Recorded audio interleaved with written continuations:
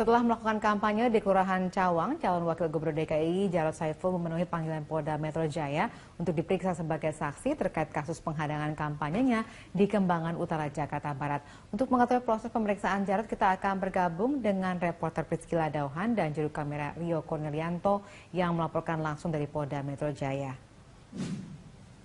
Ya, Cila, bagaimana proses pemeriksaan Jarod sore ini?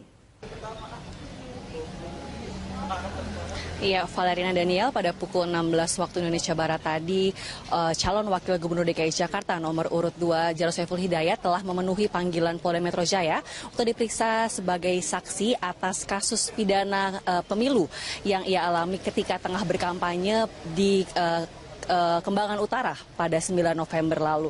Dan memang tadi Jarod datang seorang diri ke Polda Metro Jaya dan siap untuk diperiksa lebih lanjut mengenai kasus tindak pidana pemilu yang ia alami beberapa waktu lalu. Ia pun datang seorang diri dan mengatakan bahwa ia siap untuk diperiksa lebih lanjut, dan memang ia pun mengatakan tadi kalau ketika ia tengah berkampanye pada 9 November lalu itu dia tidak hanya dihadang oleh satu orang namun juga oleh sekelompok orang. Dan memang hingga kini pun Polda Metro Jaya masih terus menyelidiki bagaimana sebenarnya proses penghadangan itu ketika Jarod dan juga pasangannya yakni Basuki Cahayapurnama atau Ahok tengah melakukan kampanye pada 9 November lalu. Dan memang Valerina, pemeriksaan ini merupakan tindak lanjut atas laporan Bawaslu yang dilaporkan oleh Bawaslu kepada Polda Metro Jaya pada 18 November lalu. Dan memang keputusan untuk menyelidiki kasus ini lebih lanjut ini didapat ketika memang Bawaslu DKI berkoordinasi dengan tim Sentra Penegakan Hukum Terpadu atau Gakumdu yang terdiri dari pihak kepolisian dan juga pihak kejaksaan. Dan kita pun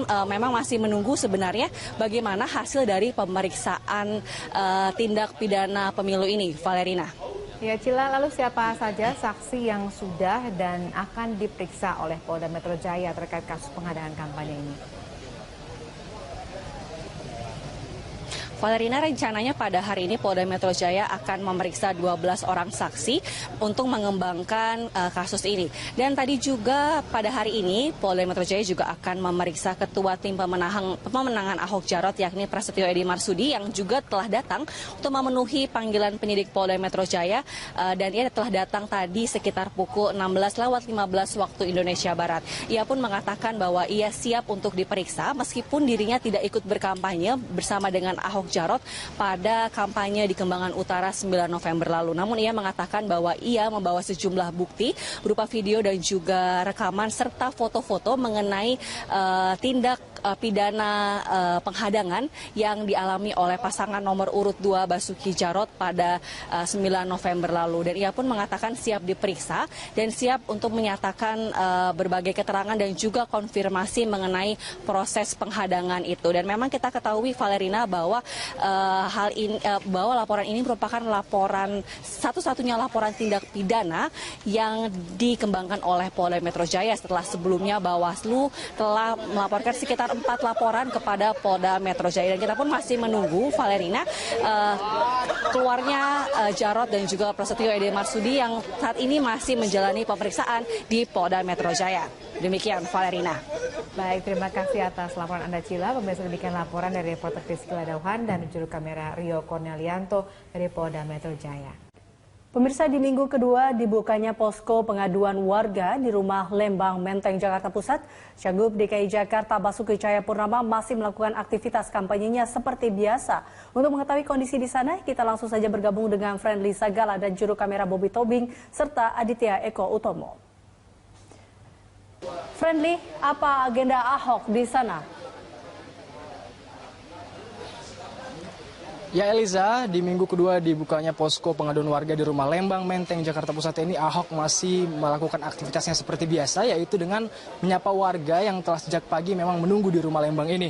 Dan hari ini Ahok menyampaikan tadi bahwa salah satu program ataupun permasalahan Jakarta yang akan menjadi fokus utamanya nanti ketika terpilih menjadi Gubernur DKI Jakarta kembali adalah membenahi masalah kesehatan di Jakarta. Karena Ahok menilai kualitas kesehatan warga DKI Jakarta saat ini sudah turun jauh dibandingkan dengan beberapa tahun yang lalu. Dan Ahok menilai rata-rata hidup orang Jakarta saat ini yaitu 78 tahun. Dan Ahok mengatakan nanti angka 78 tahun itu akan didorong lagi agar bisa warga DKI Jakarta agar bisa hidup menjadi sampai 80 tahun ke atas dengan berbagai program kerja yang akan dilakukannya bersama Jarod Saiful Hidayat. Dan Ahok mengatakan salah satu cara yang akan dilakukannya adalah dengan membuat ataupun menjalankan program vaksin gratis, yaitu untuk mencegah kanker serviks. Karena kita ketahui kanker serviks ini merupakan salah satu penyakit yang sangat mematikan bagi masyarakat, dan tercatat menurut data dari WHO sudah ada sekitar 5.919 orang Jakarta yang dinyatakan meninggal akibat kanker serviks ini. Dan karena memang biayanya yang cukup mahal, yaitu 750.000 per sekali suntik, untuk sementara memang Pemprov DKI Jakarta ataupun Ahok dalam hal ini akan merencanakan bahwa yang akan mendapatkan pelayanan vaksin gratis tersebut adalah anak-anak perempuan yang duduk di kelas 5 SD. Dan ini memang ditujukan agar dapat mencegah kanker serviks sejak usia dini.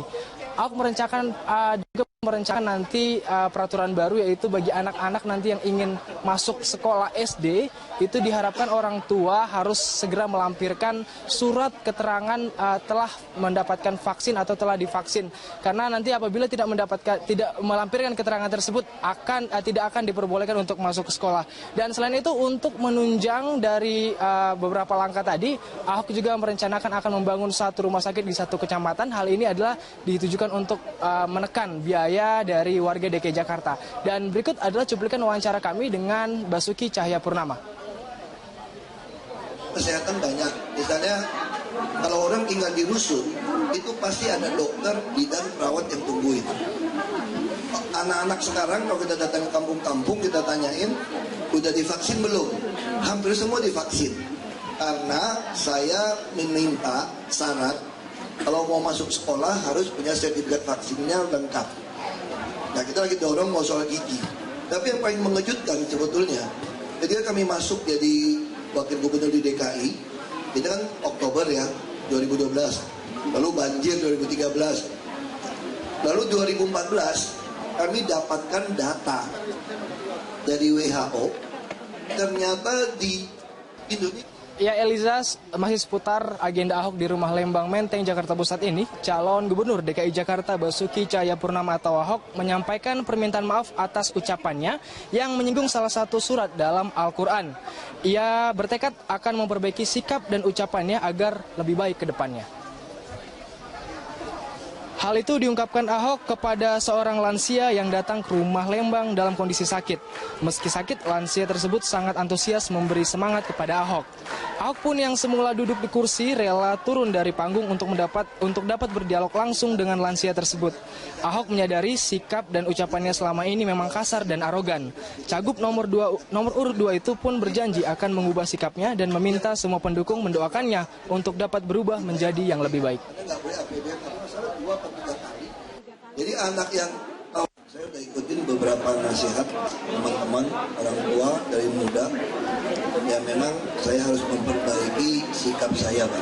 Melalui peristiwa ini ya saya menyadari memang mungkin bawaan saya itu orang lihat itu mau kapok kayak gitu, Pak. Kita suka nantangin orang juga, Pak. Ya kadang-kadang saya udah renungkan, ya kita dikasih fisik yang kuat, yang baik, bukan buat nampak untuk berantem juga gitu, Pak. Ya saya pikir itu yang saya lagi berusaha, Pak, minta dukungan doanya supaya ini selamanya bisa berubah lebih baik, Pak. Ya.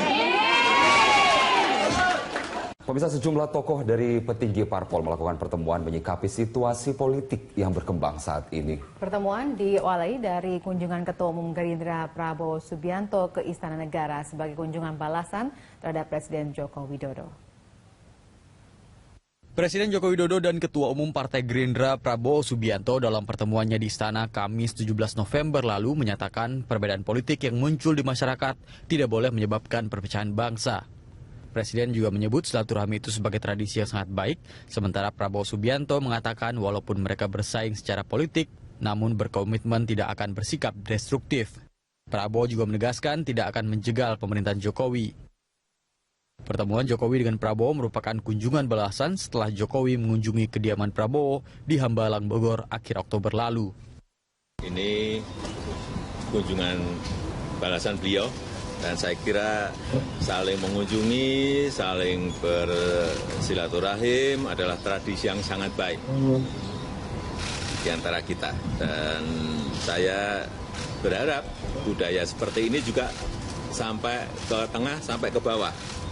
Yang pertama, saya dengan Pak Prabowo tadi berbicara mengenai Indonesia, mengenai negara kita. Bagi kami berdua sama semangatnya, yaitu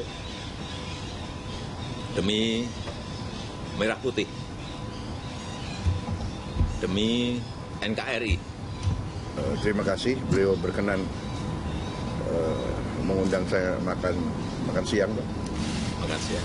Ikan bakar. Jadi kalau di Hambalang nasi goreng, di sini ikan bakar. Saya pun beri beberapa masukan, beliau sangat terbuka menerimanya. Kita punya pandangan-pandangan yang sama dengan berbagai hal, dan saya kira ini menguntungkan keutuhan dan persatuan bangsa. Selain pertemuan Jokowi Prabowo, Ketua Umum Partai Golkar Setia Novanto dengan Ketua Umum PDI Perjuangan Megawati Soekarno Putri juga menggelar pertemuan dan konsolidasi politik pada hari Minggu kemarin. Setnov mengaku membahas jumlah hal penting antara lain terkait konsolidasi kedua partai dalam mengawal pemerintahan Jokowi JK. Menurut Setnov, Golkar dan PDIP akan memperkuat koordinasi untuk mengawal pemerintahan Jokowi JK dan memastikan pemerintahan berjalan efektif. Selain itu, Golkar dan PDIP juga akan tetap kompak dalam mendukung calon gubernur DKI Jakarta Basuki Cahayapurnama. Kalau terkait dengan Pak Ahok dan Pak Jarot, Partai Golkar yang memberikan dukungan terlebih dahulu terhadap Bapak Ahok, dan kemudian dukungan ini tentu saja harus dioperasionalkan bersama di dalam kerja politik bersama untuk memenangkan hati rakyat di DKI ini. Partai pendukung